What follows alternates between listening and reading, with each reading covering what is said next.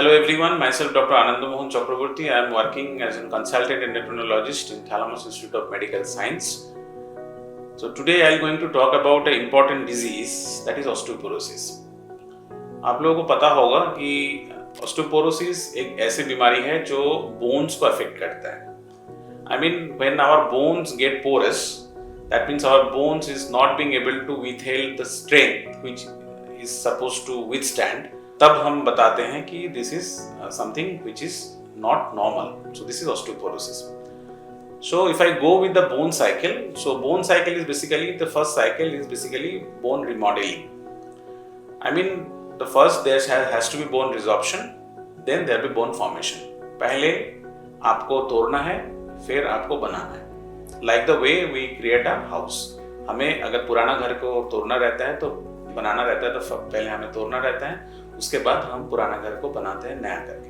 Bone भी वैसा होता है, जब जहाँ पे areas of wear and tear होते हैं वहाँ पे bone need to be destroyed first, then the same place the bone need to be formed. अब ये करने के लिए जो चीज़ है कि कभी कभी ऐसा हो जाता है कि जो जिस रेट पे बोन को डिस्ट्रॉय किया जाता है उसी सेम रेट पे बोन को बनाया नहीं जाता है. That means the way the bone is being destroyed, the bone is not formed in the similar way.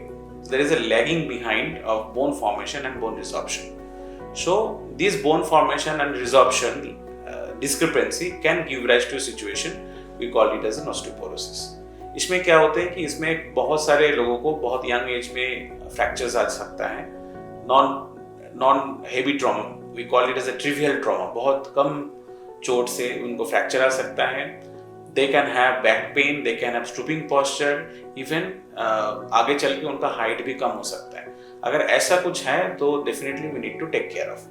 So there are lot of risk factors. एक चीज है जो आपको काफी लोगों को पता है, that is post menopausal osteoporosis. That means जब पीरियड्स बंद हो जाते हैं फीमेल्स में, तब जाके बोन्स काफी वीक हो जाते हैं और ऑस्टियोपोरोसिस का चांसेस बहुत बढ़ जाते हैं. For apart from that other causes like अगर किसी को बहुत दिन से किसी भी दूसरे रीजन के लिए स्टेरॉइड्स लेना पड़ रहा है, कोई भी जैसे कि कोई किसी को आंख के लिए स्टेरॉइड लेना पड़ सकता है, किसी को कोई स्टेरॉइड का क्रीम बहुत दिन तक यूज करना पड़ सकता है, और somebody may be on inhaler like जिसमें स्टेरॉइड्स है, या तो ओरल मेडिकेशन लेना पड़ रहा है आर्थराइटिस के लिए. ये सब चीज में भी यंग ऑनसेट ऑस्टियोपोरोसिस हो सकता है, अर्ली ऑनसेट हो सकता है.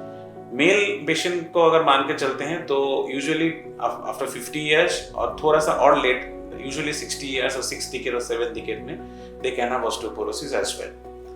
और डाइट एक बहुत इंपॉर्टेंट चीज़ है. अगर आपके डाइट में कैल्शियम कम है, आप अगर सनलाइट एक्सपोजर आपको ज़्यादा नहीं हो रहा है, अगर विटामिन डी एडिक्वेट नहीं है, तो you can have this kind of a bone related problems. थोड़ा और चीज़ है, एक चीज़ जो है कि किसी को अगर कोई क्रॉनिक डिजीज़ है, लाइक क्रॉनिक बाइल डिजीज़ हो गया है, किसी भी रीज़न के लिए कोई क्रॉनिक डिजीज़, कोई क्रॉनिक इन्फेक्शंस चल रहा है, somebody is smoker taking lot of alcohols, or somebody is having some significant family history of fractures, वो सारे पेशेंट्स में फ्यूचर ऑस्टियोपोरोसिस का रिस्क बहुत बढ़ जाते हैं. तो जब भी हम ऑस्टियोपोरोसिस डायग्नोसिस करते हैं, there are basically 3 ways to diagnose osteoporosis. The first is that we can get in clinical osteoporosis. That means अगर किसी को ट्रिवियल ट्रॉमा फ्रैक्चर है, माइनर ट्रॉमा से किसी को फ्रैक्चर हो गया, that means the bone is porous in all practical purposes. अगर किसी को ऐसा नहीं है, then we have to screen. The active screening, like we can go with some investigation that is called as a bone mineral density assessment, BMD assessment. So by this BMD assessment, we can try to find out what is the density of the bone, and we compare that density with adult population of the age of the sex. I mean, the male should be compared with male, and the female should be compared with female. And apart from that, others, like we have a calculator, we call it as a FRAX calculator, by which we can assess the future fracture risk. So this is a calculator, and by this calculator a lot of questions are there, whether you have a previous fracture or not, whether anyone from your family member having fracture or not, whether you are on steroids or not, or any chronic disease, or there are certain inputs from BMD as well.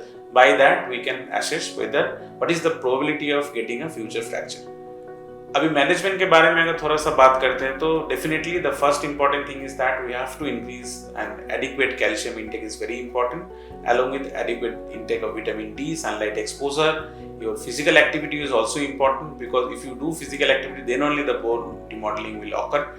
And अगर direct therapy for osteoporosis के लिए मैं बात करता हूँ तो there are 2 different types of therapy.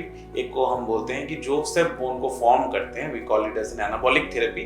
Another thing is that जो bone के रीअब्जॉर्प्शन को प्रिवेंट करते हैं, जो डिके हो रहा है उसको प्रिवेंट करते हैं और डिले करते हैं, we call it as anti resorptive therapy. तो हमारे पास काफ़ी सारे इंजेक्शंस हैं, काफ़ी सारे ओरल मेडिकेशंस भी हैं। Mostly oral medications are related to anti resorptive only. Injectable medication साल में 1 बार लेने वाले मेडिकेशन होते हैं, कुछ मेडिकेशन साल में 2 बार लेना पड़ सकता है। कोई भी ऐसे मेडिकेशन है, कोई मेडिकेशन है जो हर दिन लेना पड़ सकता है, depending on the clinical situation that we are dealing with. तो एक चीज है कि वी यूज्ड टू कॉल कि if you have a hip fracture that means that is equivalent to myocardial infarction. आपको अगर एक हिप फ्रैक्चर हो रहा है, उसके risk of future mortality is as high as myocardial infarction, that mean heart attack की तरह उसका मोर्टेलिटी है। So all practical purposes we need to prevent fractures, and to prevent fractures we need to screen the high risk patient, and whenever possible we need to put them on particular therapy which is actually appropriate for that age, for that particular disease that we are dealing with. And of course calcium and vitamin D need to be taken as per recommendation. Sunlight exposure is also important and physical activity is also important. Last but not the least, it is the prevention of fall. ये सबसे important है geriatric population में, frail patient में। there are chances of fall in frail patient because of lot of issues like for hypertension, then sudden hypotension, arrhythmia, some neurological defect. So in all practical purposes, we have to prevent the fall. If we can prevent the fall, probably it is the best way to prevent future fracture. So osteoporosis is a significant disease, but there are treatments, there are ways to identify osteoporosis, and there are ways to prevent it. So definitely we have to take adequate care to prevent the osteoporosis and osteoporosis related fracture. Thank you.